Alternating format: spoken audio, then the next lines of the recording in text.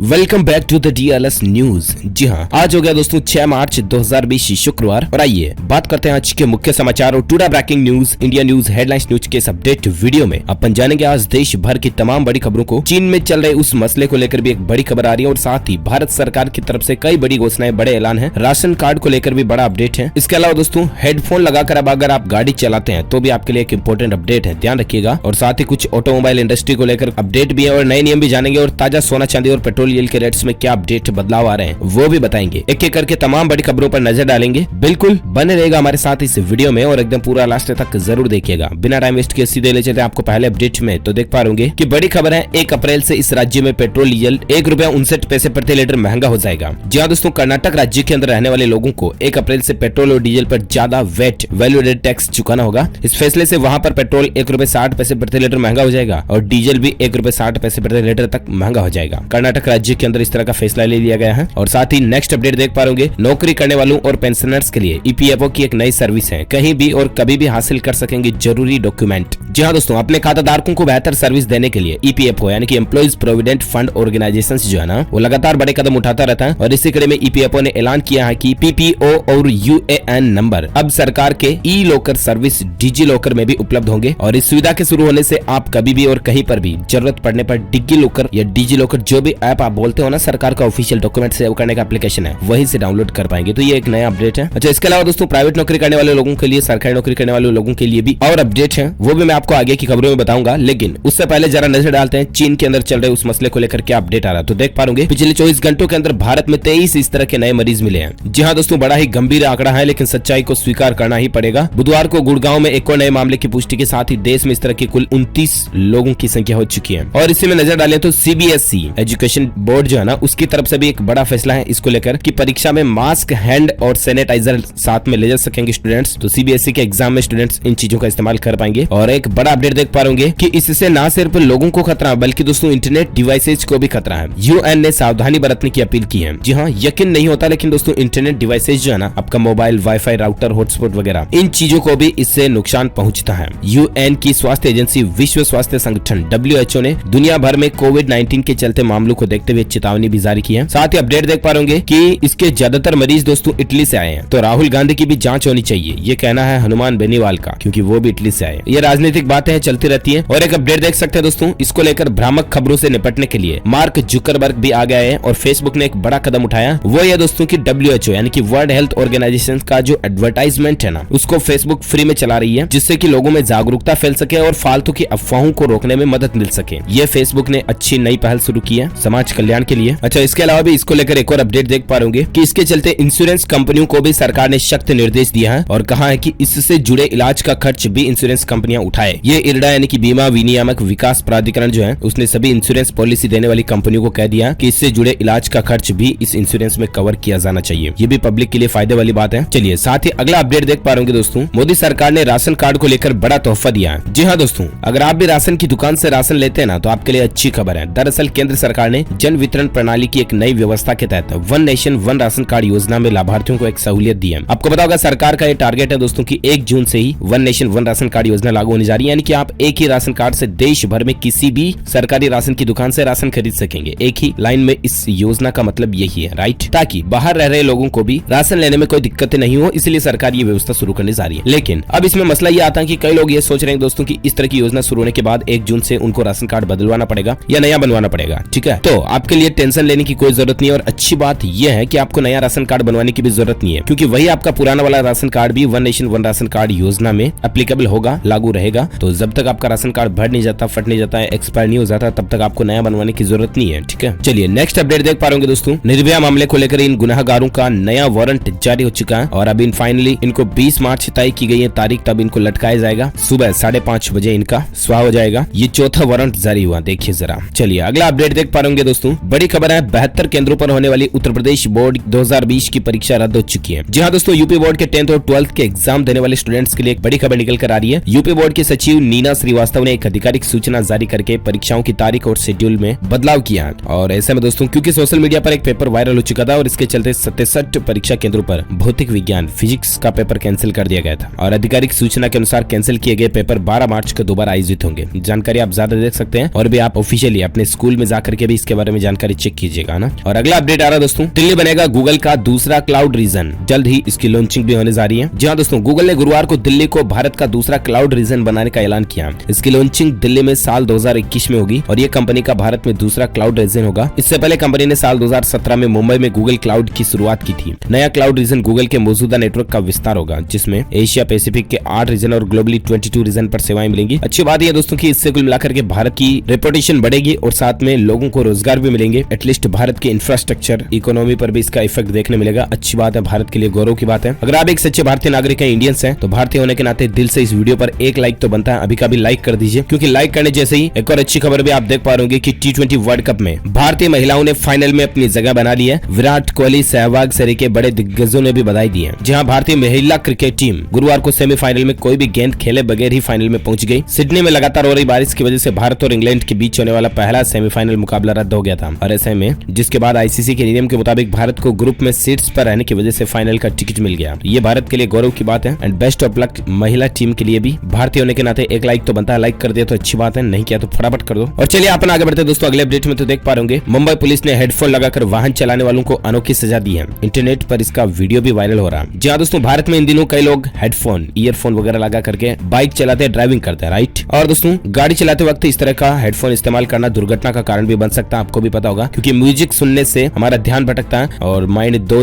Direction में divert हो जाता है। तो ऐसे में मुंबई पुलिस ने इसको लेकर एक नई पहल शुरू की है। पता क्या, वो ये कि जो भी लोग इस तरह से गाड़ियों पर हेडफोन लगाकर जा रहे हैं ना, मुंबई पुलिस उनको रोककर बोलती है, रुको भाई साहब हेडफोन हमें दो, और मुंबई पुलिस उनके हेडफोन ले लेती है। और इस तरह से मुंबई पुलिस के पास पूरा एक बड़ा गुच्छा इकट्ठा हो गया, हेडफोन का गुच्छा, और उस गुच्छे में तीली लगा दी सीधी। ये एक पुलिस की नई पहल है और आप भी कुल मिलाकर के हेडफोन लगाकर गाड़ी ना चलाएं तो ज्यादा बेहतर है, खुद के लिए भी और दूसरों के लिए भी, है ना। और अगला अपडेट देख पा रहे होंगे दोस्तों, सुप्रीम कोर्ट ने विशेष कोर्ट की मंजूरी दे दी है। सांसद और विधायकों के मामलों की इसकी सुनवाई होगी। जहां सुप्रीम कोर्ट ने सांसद और विधायकों के मामलों की सुनवाई करने के लिए विशेष कोर्ट बनाने को मंजूरी दे दी है। और कुल मिलाकर के अब इस तरह से सांसद विधायक के जो मामले होंगे ना, वो एक स्पेशल कोर्ट में सुनवाई में होंगे। अच्छी बात है। और नेक्स्ट अपडेट देख पा रहे हार्ले डेविशन की बाइक्स खरीदने का शानदार मौका है। कंपनी 4 लाख रुपए तक का डिस्काउंट दे रही है। जी हाँ दोस्तों, वही मसला वापस निकल कर आ जाता है कि 1 अप्रैल के बाद BS6 वाहन ही बेच पाएगी कंपनियां, और इसके चलते BS4 जितने भी मॉडल्स कंपनी के पास स्टॉक में पड़े हैं, उनको कंपनियां बड़े बड़े ऑफर देकर स्टॉक आउट कर रही हैं, ठीक है। और ऐसे में आपके पास भी मौका, अगर हार्ले डेविशन की बाइक आप खरीदना चाहते हैं तो 4 लाख रुपए तक का आपको डिस्काउंट मिल रहा है। आप अपने नजदीकी हार्ले शोरूम में जाकर के ऑनलाइन भी इस ऑफर के बारे में ज्यादा जानकारी चेक कर सकते हैं। और वही बात करें अगले अपडेट की, तो देख पा रहे 1 अप्रैल से बदल जाएगा EPS पेंशन से जुड़ा ये नियम, जानिए कैसे और कितना होगा फायदा। जी हाँ दोस्तों, 1 अप्रैल 2020 से नए वित्त वर्ष 2020-21 की शुरुआत हो जाएगी और नए वित्त वर्ष में आपके पैसों से जुड़े कई नियम भी बदल जाएंगे।